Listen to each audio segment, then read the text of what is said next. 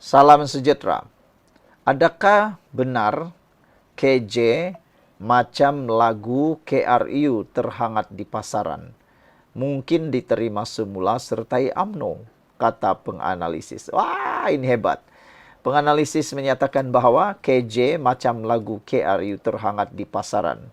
Mungkin diterima semula menyertai UMNO. Itu analisis para penganalisis hebat. Jadi, saudara, saya nak tanya kepada Anda semua. Em, Apa pendapat Anda kalau tiba-tiba Rafizi Ramli, Khairi Jamaluddin, dan Syed Saddiq Syed Abdurrahman, tiga figura politik muda, membentuk gagasan jajaran baru, membentuk satu himpunan politik baru? Adakah mereka mampu menjadi penentu semula kepada masa depan politik Malaysia?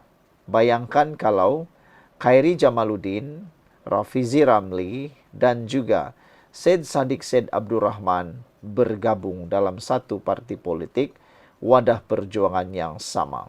Bolehkah itu berlaku? Tiada yang mustahil.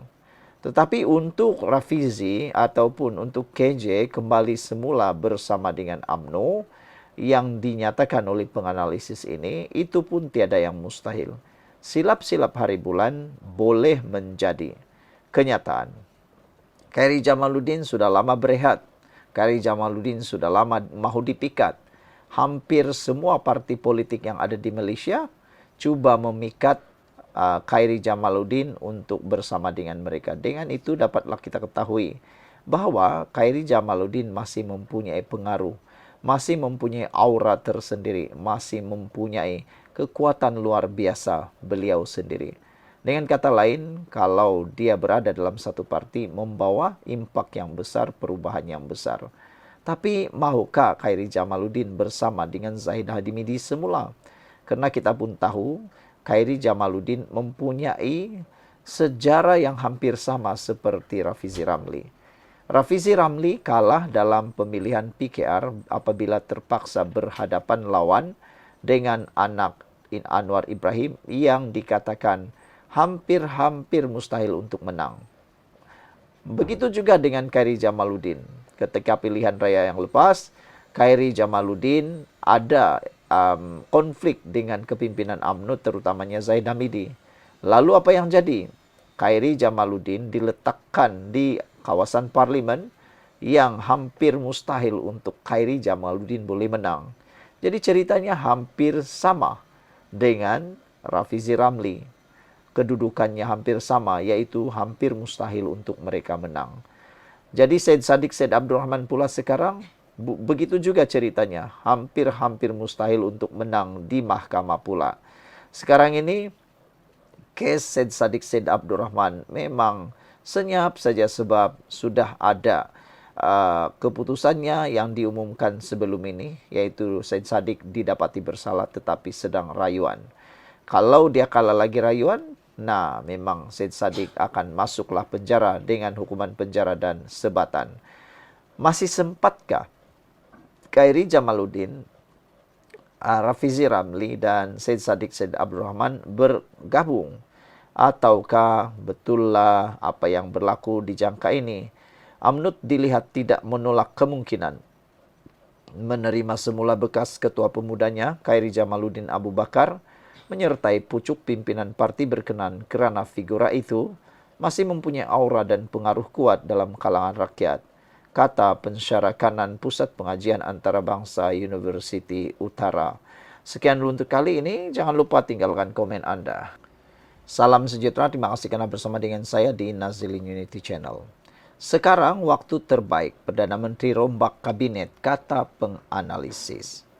Peletakan jawatan Menteri Ekonomi Datuk Seri Rafizi Ramli disusuli dengan Menteri Sumber Asli dan Kelestarian Alam Nik Nazmi Nik Ahmad hari ini disifatkan penganalisis sebagai titik perubahan kepada keperluan melakukan rombakan di dalam barisan jemaah Menteri Kerajaan Madani. Okey, sebelum saya cerita tentang itu, izinkan saya mau kongsi tentang satu testimoni kesehatan saya. Saya baru-baru ini didiagnosis mempunyai masalah kolesterol dengan tinggi 280 ke atas. Itu tinggilah, merah sudah. Saya risaulah kan, mula sakit apa macam tu, takutlah juga. Tapi selepas saya diperkenalkan semula dengan satu produk, yaitu produk For Life ini, kamu pernah nampak atau tidak, saya makan, dia murah dan berkesan. Selepas saya makan, saya kini mengalami perubahan kesehatan yang sangat baik. Jadi, saudara-saudara, kalau kamu mahu sehat macam saya yang ada masalah kencing manis, gout dan tinggi darah, juga kolesterol macam saya, beli ini, hubungi saya di nombor telepon yang tertera 0111-470-1876. Oke, jangan marah. Saya mau kongsi saja dengan kamu. Kalau mau, tidaklah macam itu kan. Oke, telepon saya ataupun hubungi saya di WhatsApp untuk mendapatkan produk yang hebat ini, atau mau tanya tentang benda lain, boleh juga. Oke, kita layan dulu politik ini.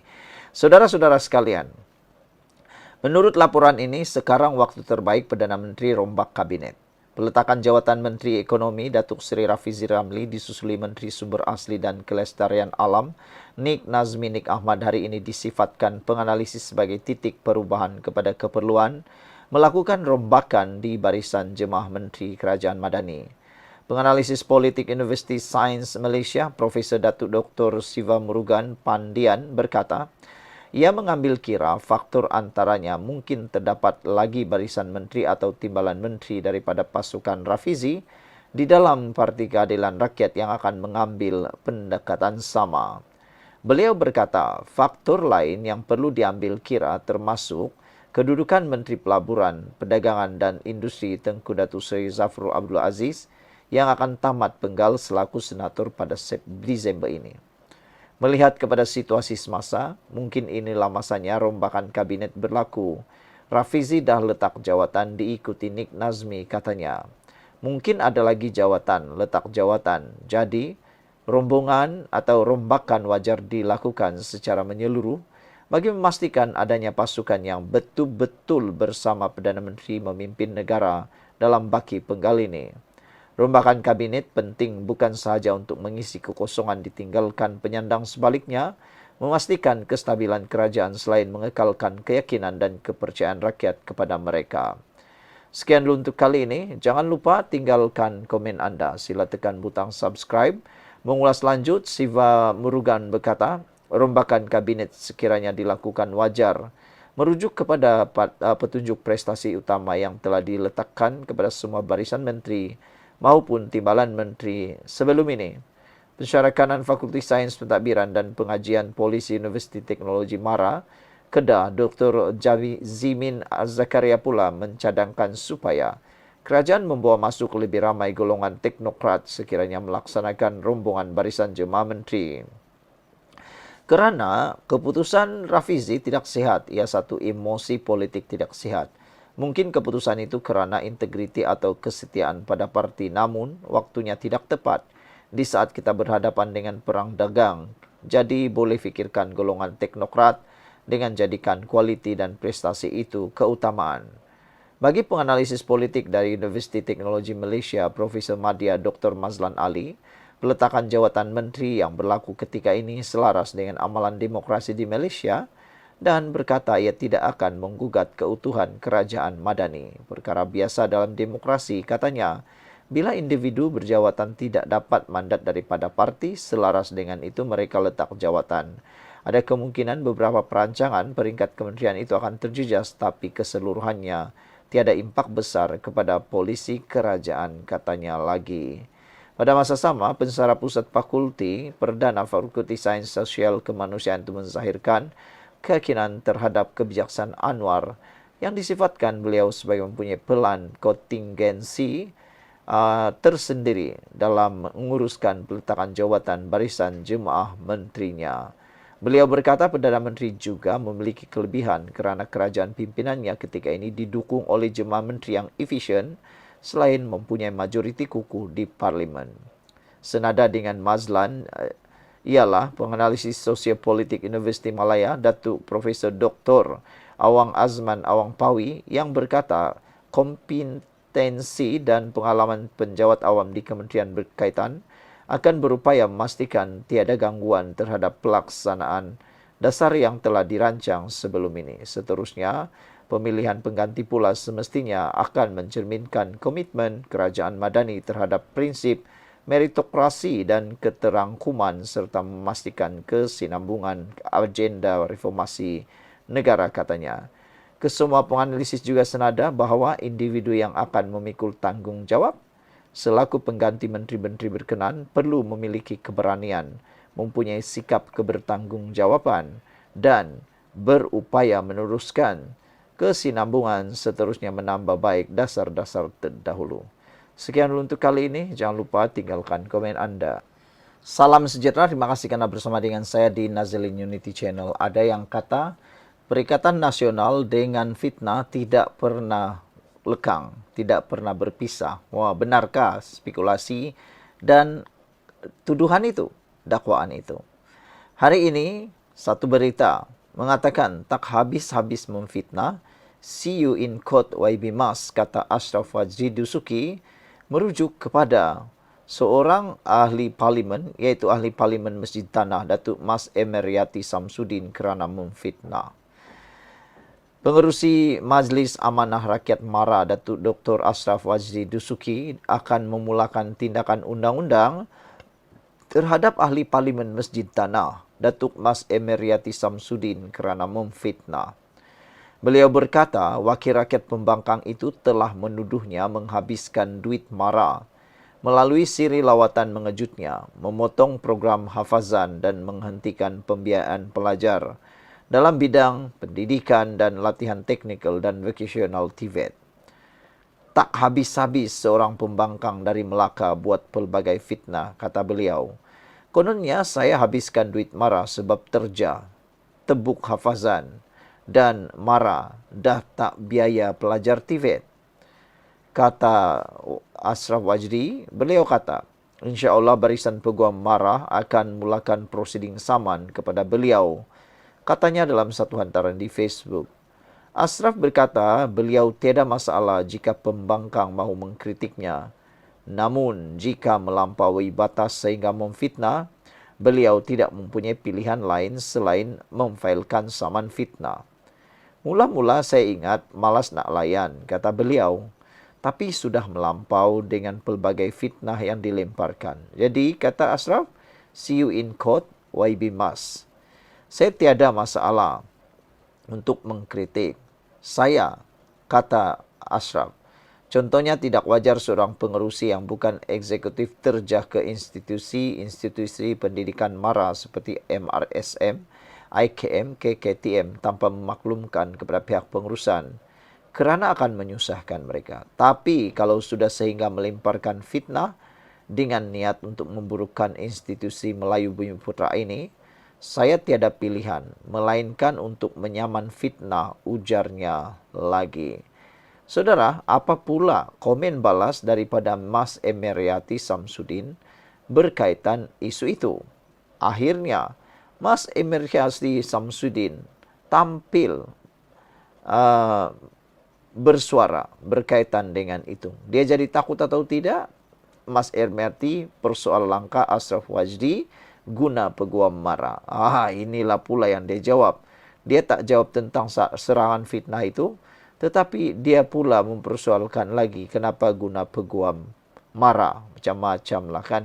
Ahli Parlimen Masjid Tanah, Mas Emeryati Samsudin, menyatakan rasa kesal kerana mendakwa pengerusi Majlis Amanah Rakyat Ashraf Wajdi Dusuki menggunakan peguam agensi itu untuk mengemukakan saman peribadi. Menegaskan tidak gentar dengan ugutan saman Ashraf Wajdi itu, Mas Emeryati berkata peguam melantikan MARA sepatutnya bertanggungjawab membela institusi dan hak serta kebajikan pelajar agensi berkenan saja. Ini bukan soal ego politik, ini soal nasib anak bangsa. Janganlah digunakan duit rakyat untuk tutup suara rakyat pula, katanya. Saya tidak akan sesekali gentar dengan ugutan saman seperti ini. Saya akan terus bersuara demi anak-anak Bumiputra, demi pelajar TVET, demi rakyat Malaysia dan negara tercinta, katanya dalam kenyataan media semalam. Ada netizen kata, Mas jangan pula tiba-tiba kau mohon maaf pula, kata mereka.